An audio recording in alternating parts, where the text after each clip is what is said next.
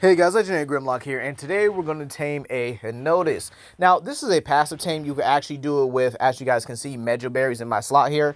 And it's a low level. I know I'm not a competitional person when it comes to Ark. I kind of like to just chill out, do my own thing, get my creatures, build my base, and relax. You know, I like to have goals for myself here.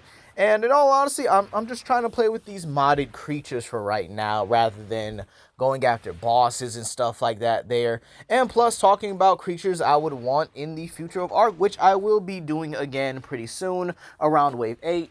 Because right now, Wave 7 is actually going to be more so of the remake edition, alright? So without further ado, let's actually begin here and my review of Ark Survival Ascended. So far, I think it's pretty good. It's pretty good. One of the few things I've always wanted was modded creatures, so that's easily getting it to a 9 out of 10 on my list. And the sheer fact that you no longer have to use cables to connect things around, you know, connect things to like generators and stuff like that, making it so difficult and stuff. Yeah, those are great. Just absolutely great. I think that was pretty much a blessing in disguise, you know.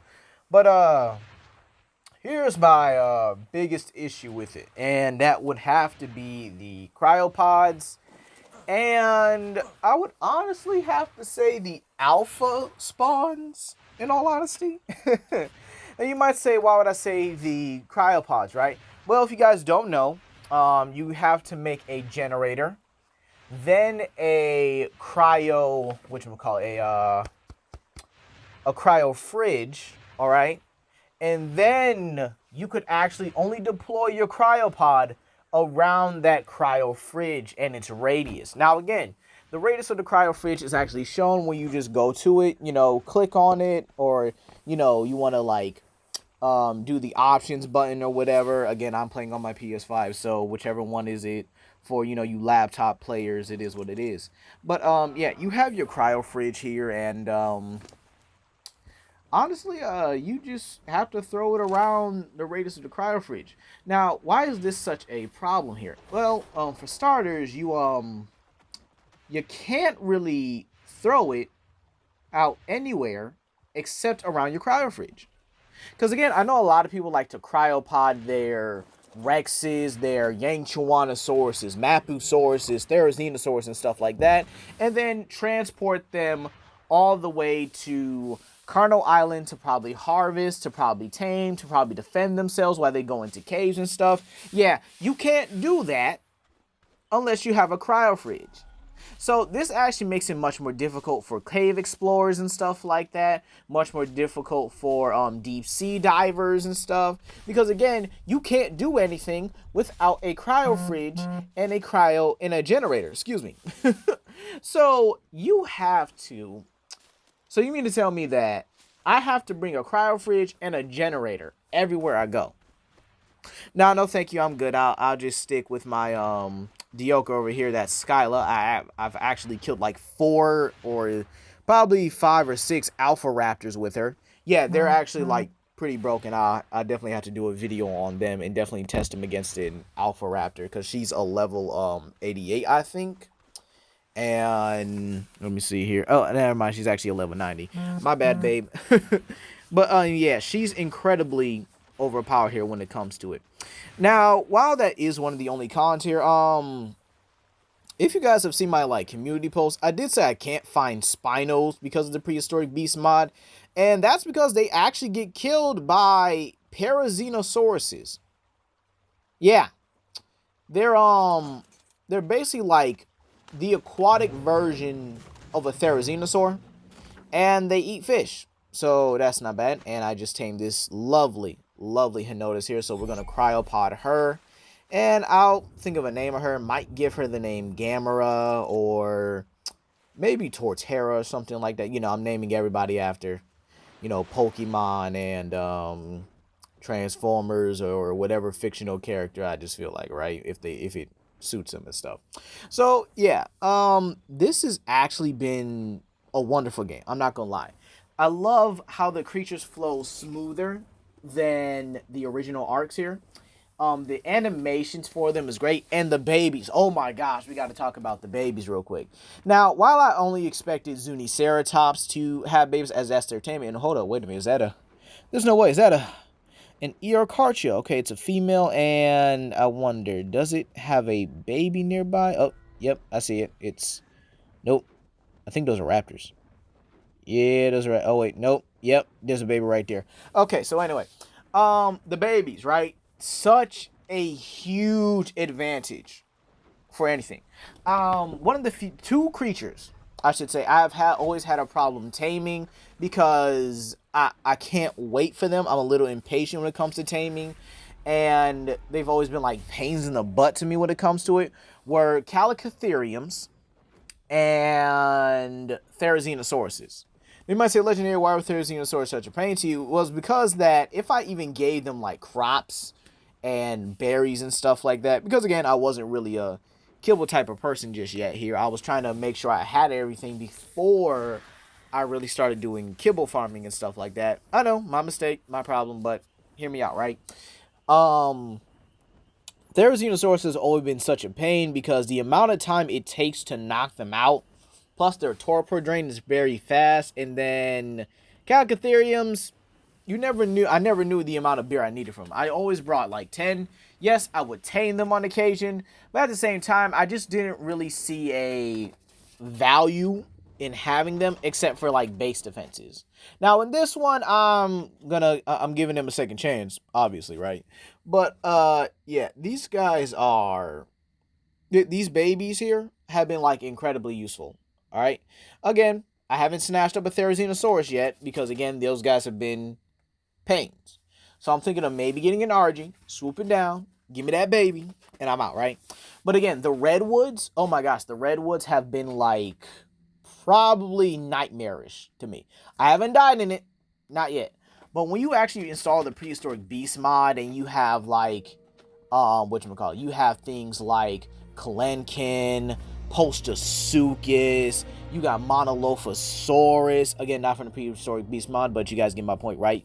And you have so many other creatures on top of it. The redwoods become a nightmare unless you have a decent and high level enough creature in order to make it, your day. And again, I do think that is one of the benefits, in my opinion, of being around or being in the redwoods here. The babies are easily to be able to separate, or if not, their mamas are able to be killed, unfortunately. But yeah, you basically have it. You have it easy. The babies just give you an endless amount of raw prime meat to tame much bigger and much more powerful creatures. Okay, and then you also have the ability to just take the baby. I mean, it's not hard. It's not. I mean, it's pretty simple though. But again, it's nothing too out of the ordinary. How do I feel about the map? I think it's great. I think it's more lively, more detailed. Definitely a lot scarier when you realize that it's not how, or at least not what you're used to when it comes to Ark here. So there are some moments where I've been like, okay, I'm not seeing a usual spawn here. What's going on? Or how something just spawns out of nowhere and you're like, oh wait, hold up, wait, time out. You have all these interesting things here. And I would probably have to say that biotoxin isn't as easy as to get as it used to. Because remember, you always would have like jellyfish or the Cinderia near the surface and stuff like that where you could like visibly see them. Yeah, that's a bit more difficult. You actually have to go into the sea in order to get them. So yeah, I find that crazy. I mean, I've been also looking for Zephyctinus as well. Some of these creatures are in more deeper water than usual. I mean, you still have the occasional Meg that will, show up near the surface and stuff there, and then they'll blindside you. Oh, and by the way, when I get to my base, I've actually killed, like, an alpha megalodon that was in, like, the pool area near me. I know, crazy, right? Alpha Meg, like, so close to my base and stuff there. But again, it's gone. My Sarcosuchus came in clutch. Oh, speaking of which, Sarcosuchuses, they don't attack rapidly like they used to. Yeah, they're actually much slower than they were. Now, again, I'm not talking about water speed. I'm talking about attack speed. Now, in the water, they're obviously, they're absolute monsters and stuff like that. Still can kill an alpha meg or even a regular megalodon with absolute ease. But again, when it comes to, how they are, it's uh, it, the attacking on land with them just feels awkward now. I'm not saying it's a bad thing, and I'm not saying it's a good thing, but they feel awkward. It's just it's just not that cup of tea no more. Now the Arctic, terrifying. Yeah, I made the mistake of downloading the mod without actually seeing where the spawn locations were. And the spawn locations are great. Like I'm not even complaining about that. Like with the modded creatures, they spawn like in their respective areas. Like, oh, you want an easy spawn for an easy tame? Yeah, we got you right here. Boom. You want the mid-tier carnivores? Yeah, they'll pop up here as well. And there are so many like easy, good, and honestly sometimes ridiculous tames here. Like I've had a whole pack of Eorcarcheras spawn near my shoreline base.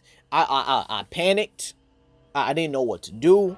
But then I realized that they're actually like passive creatures. Like they're not going to attack you or your tames at all. Like they're not aggressive. Unless you feed them those mushrooms and stuff there. But with Ark Survival Ascended, you can kind of just get them, with the baby mechanic now. So that's actually great. Phalomias will fight back. I think I should note that as well. It's actually pretty funny here. I was trying to go for a Parazinosaurus, but it accidentally hit a baby Phalomia, and the Phalomia was actually like killing it. But that is my fault because I was like in the middle of like tranking it. I was so close to knocking it out. But again, it just picked the fight at the wrong time. So yeah, it kind of sucks though.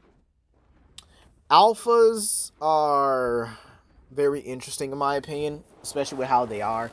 They can actually harvest in this game, but they do not regain health here, which is actually pretty interesting. But I don't know. I wouldn't say it's like the end all be all when it comes to like art gaming, because again, I remember in the original alphas couldn't like harvest corpses.